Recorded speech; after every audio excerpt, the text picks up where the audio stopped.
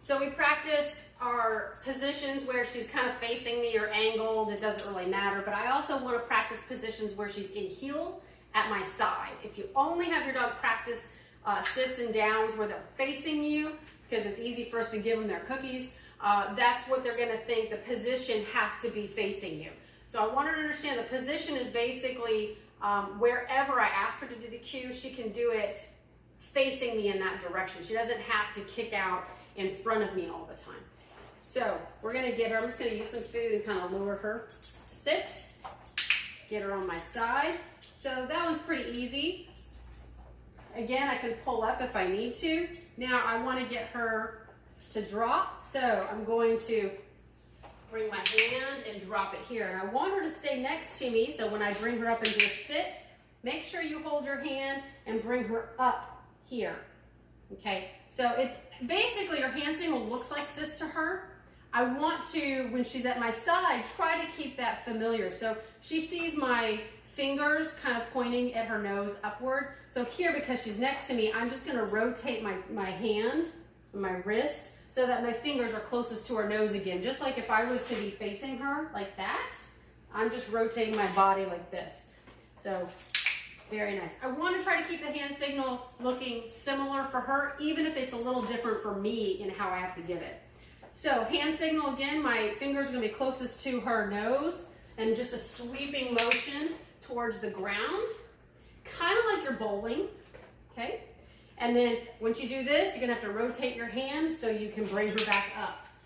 Okay, I'm going to do that a few times. Whoops. Good. And if I want her to down, I'm going to pay her to down. She kind of knows we're playing the puppy push-up game. So she's going to start popping up. If I do too many of these, she's just going to do this up and down, regardless of what I ask her to do. So do a little bit of it. Don't go crazy. I just want her to understand how to do these positions next to me in the heel position. Okay, so we'll do the same thing with leash cues. I'm going to pull up. Molly, sit. I have to give a verbal. She's starting to look at this light. I've never seen her do that before. So it tells me she's starting, dogs can get a little OCD about light and shadows. If you start to see her chasing light or shadows, I want you to correct her with an e-collar as soon as you can. Do not play laser tag with those little laser lights with the dog. She's got a lot of prey drive, and that's why she's going after your tires. She's really bad about going after hoses, like when you're trying to fill up water buckets. I've had to work with her on that some. It's very fun for her, but if you guys play that way with her where you're spraying a hose and she's chasing the water, you're gonna build up more of that crazy behavior and that prey drive that she just naturally has built into her, and it's gonna be harder to get her to get herself under control. So I don't like playing those games, but she's noticed that light, so I'm gonna have to keep interrupting her behavior. But if she starts going after light, I would use the e-collar to correct her. Right now, I'm just gonna kind of block her and get her focused on something else. Okay, so we'll get back to leash cues. I just thought I'd mention it since I saw that. So I'm gonna drop the leash, so I have, not yet, you gotta wait for me. Where I have a little J, and then I can step on it, good, and then I can pay her. Now, if you do not bend over enough, we've worked on this, where if I have the food kind of hovering above her just a little bit, I want her to resist that, and then I'm going to bring it to her. Because she was really bad about trying to pop up, trying to get the food as I brought it to her. I don't want to have to be super fast all the time, but you are going to have to practice this where as soon as she drops it, you bend over and drop it between her feet as quickly as you can so that you prevent her popping up. If she pops up and you give her the food, she's going to learn that that is what's required of her to get her reward, is that she does the behavior and then she immediately pops up. And right now I'm not doing puppy push-ups with her, but she's trying to get me to interact because I'm talking and it's boring. And I would like her to be, again, I may have to move my foot. There you go. Next to me. I don't want that foot behind me. But I'm going to keep my foot on this leash since she's kind of going into pop-up mode. Okay. And then I'm going to, when she can stay there calmly, I'm going to go ahead and click and bring the food down to her or down to the floor in between her legs. Whoops. That was a mess up. We'll try not to drop too much food, okay? So then we can practice where I just hover it above her and I'll click and give it to her.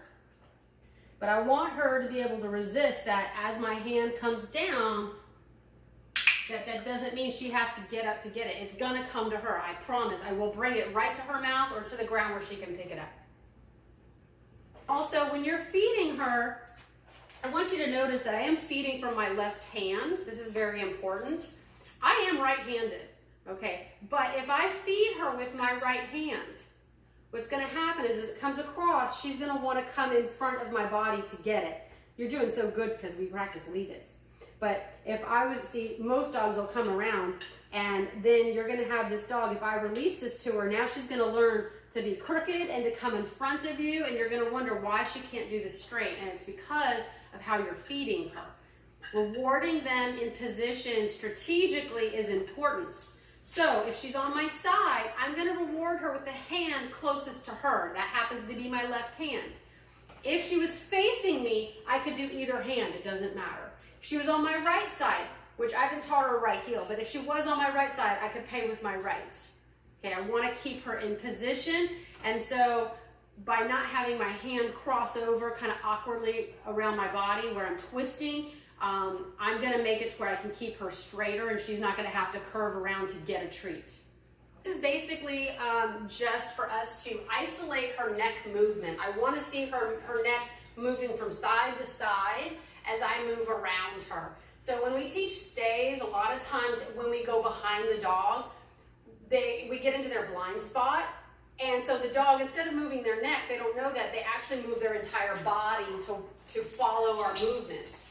So because of that, I want to teach her neck isolation, which she knows this now, but sometimes when you are doing a stay, especially in a public place where there's a lot of distraction, I usually will warm the dog up with this exercise, and I may only have to do like, I don't know, 5 or 6 reps. If the dog is doing it well, then I can start moving on to an actual stay and get further away from the dog. If they're not doing it well, then it tells me this environment may be too much for them to handle. Don't get too far because they're probably going to break a stay. And especially if they weren't tied up to something, they could get hurt or lost. So we definitely don't want them running out into a street, you know, if you're out in a park or something and get hit by a car because they are not as focused as they need to be yet. We have to remember she's still young. She's still going to have scenarios that we haven't practiced. You know, you're just building on these basics to get her more and more advanced, both on and off leash. Just come along with it. All right, so I'm going to get her where she is sitting. Now, you need to have some room to go behind the dog, so don't be up against a wall or furniture. Make sure there's enough room for you to go behind the dog without hitting anything. I'm going to start out where I have several pieces of food in my hand. I do encourage you to start this on leash in the beginning, but later you can practice this off leash as well. Have the food where she's kind of sniffing it, but she cannot take it. I'm going to go behind her and I'm going to rotate my hand. And as she turns her neck, I'm going to click. And then I'm going to let her take a little piece from my hand. We're going to do that over and over. I'm just going these little pop outs from behind her. Basically, I'm going to be doing half circles. Okay. Now, as she's got the idea, I should be able to take my hand away so it's not right next to her nose. I'm going to pop around and I'm going to click that nice head turn and pay her. Pop around, click the head turn, pay her. I should be able to get a bunch of these reps in a very short amount of time. Training is all about reps, but you need to get lots of them in a short time frame for the dogs to really make progress. I think too many people, they don't do enough reps fast enough. There's too much of a pause in between their rewards. I want to make sure that the dog is able to finish chewing and swallowing, however, before I do the next rep or give them another cue, because probably they won't listen when they're chewing and swallowing. They usually will drop their head to do it, so if you give a hand signal, they'll probably miss it. So now I'm going to go ahead and pop out here. I'm going to click that once. Now I'm going to go ahead and change it. I'm going to take a step or two and pivot out in front of her, click and return. So we're actually doing a sit stay. I did not tell her to stay, but we are doing the actual stay, and she knows this game.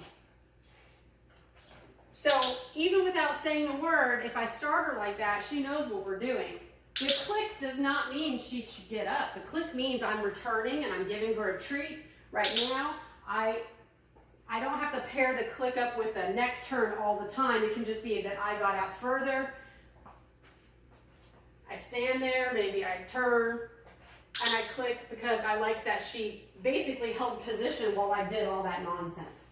I should be able to get where I turn all the way around the dog, do a nice circle, and click and pay the dog.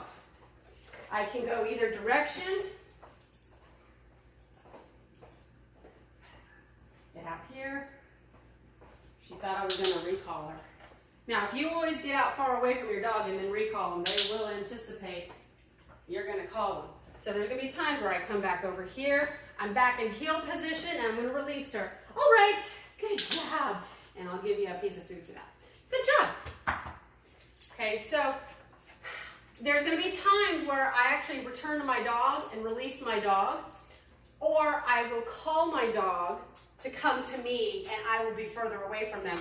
But again, don't always practice one way or the other. That's what they're going to expect. You got to mix it up. Sometimes when I return to the dog, I could have said heel and walked away with her. I just told her all right so she could do what she wanted. So it's just kind of your discretion. Down. Good. So if she starts doing this, I'm going to click her for that. I'm going to make a little step back because she was getting a little antsy. I'm just doing little tiny steps and showing her that you don't have to get up. I might come out in front of her. Make sure you have enough room to go around the dog without stepping on them, and don't have the leash pull them. That was a nice head turn, and I might put a piece of food on that side of the arm and then pop it over here and put one on that side. And put one here on the outside of their wrist, and they just kind of learn that, oh, she's going to pop out, and then the food's on the other side. Again, rewards can be very strategic and help you with your behaviors. If you don't pay attention to that, something may actually be, when you give a reward, maybe you're giving conflicting information the way you're doing it. If it's working for you, you're probably fine. If it's not, then we need to look at, is there something you guys can change just by how you give a reward? It might be either in between their legs. You have to bend over a little more. You have to be faster. You need to change hands. Good.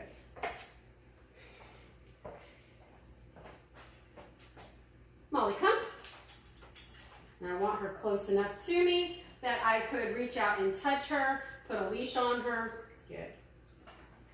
Good. Heel. And now we've been working on good returning to heel position. This is a little more advanced. She's getting it. So I'm going to practice this drill. We're now facing her, what we call a front.